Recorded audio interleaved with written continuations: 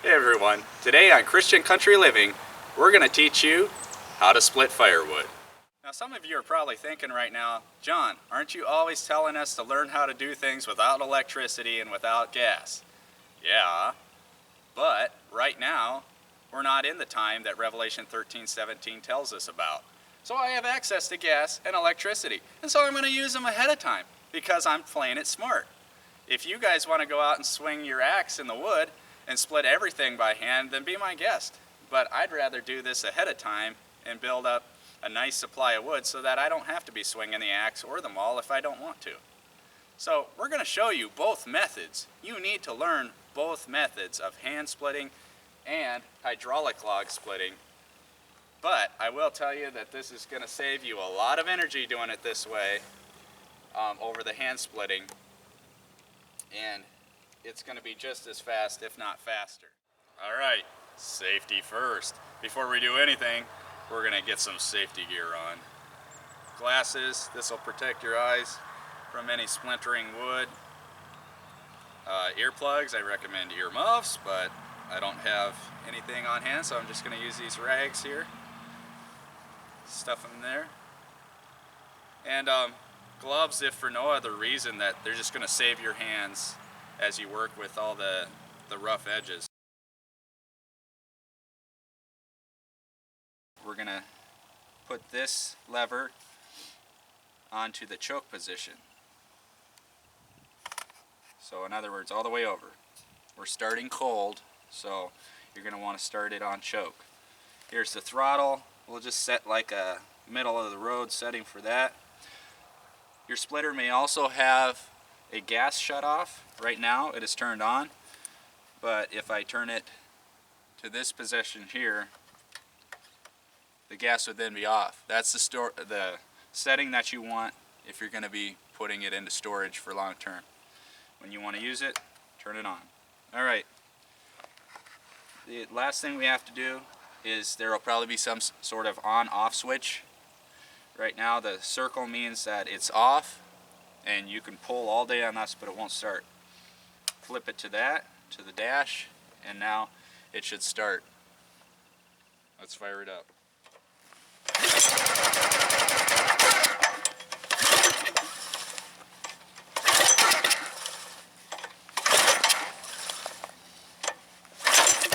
Whoops. Take a little bit of the choke off. There we go. You have to play with the choke setting sometimes. We're going to let this warm up a couple of minutes, and we're going to get splitting. The nice thing about a splitter like this is that it can be run both horizontally and vertically. Right now, it's in the horizontal position. The advantage of this is that it's easy to work with and you're standing up. It's more comfortable than if you're squatting down on the ground, such as in the vertical position. But there are advantages and disadvantages to both. For example, the disadvantage of this system is that once those split, they're going to want to tend to fall off. And then every time I'm going to have to reach down and pick up the log. I'll show you what I'm talking about.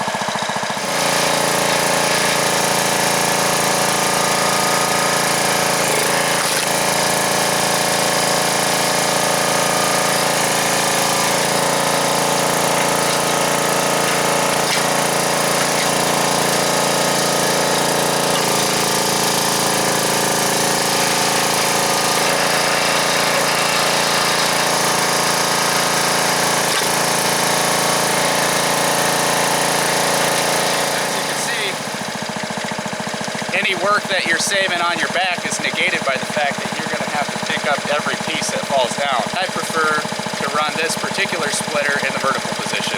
I'm going to show you how to set that up. Okay, we're going to set this up in the vertical position. The first thing that you want to check before swinging this up is that you're on a fairly level place and that this is free of obstacles so that you're not going to be setting it down on anything. After we check that, we're going to just pull here on this particular model. Just pull here, and then we're going to pull up on that. And that's all there is to it. The first thing that we want to do is make sure that our splitter is as close to the action as possible. This will save us time. The other thing is that we don't want to lift these logs if possible. Let's just let gravity do the work for us. So we're going to roll these over rather than lug them over, and it's going to be a lot easier. We want to have several of these kind of lined up at a time, but you want to leave this area free for your split pieces as you go.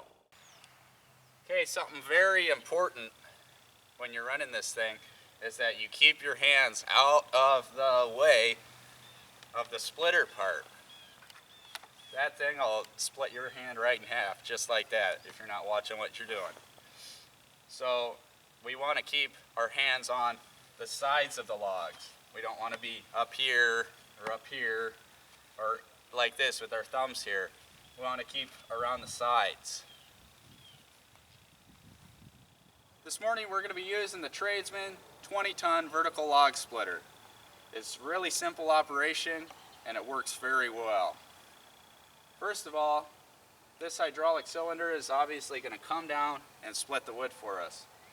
It only runs with one valve with one hand operation, so it's really handy. So all we got to do is when we want this to come down and go into the wood and split it, we press down. If we want it to stop, we just let up on it. Now it's in the neutral position. If we want to reverse it back out, we just hold up on it. If we want this to continue coming up automatically without our hand having to be on it, just pull up all the way. And the valve now sticks. This is handy when you're wanting to get the next log into position without having to manually hold it to reverse the log splitter. Alright, now we're going to see it in action.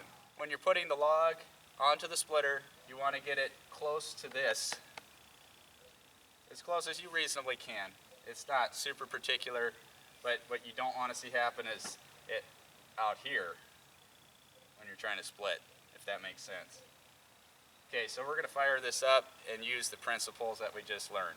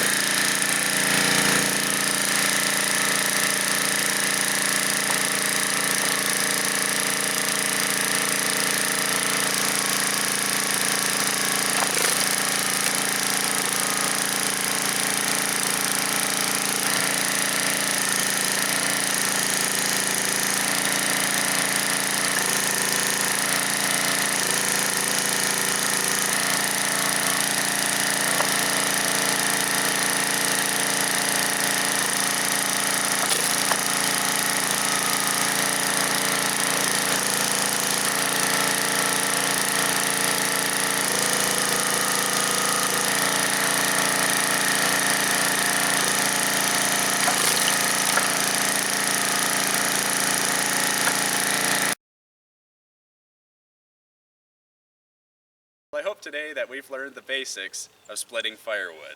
Please don't forget to comment and like the video below, and also don't forget to subscribe.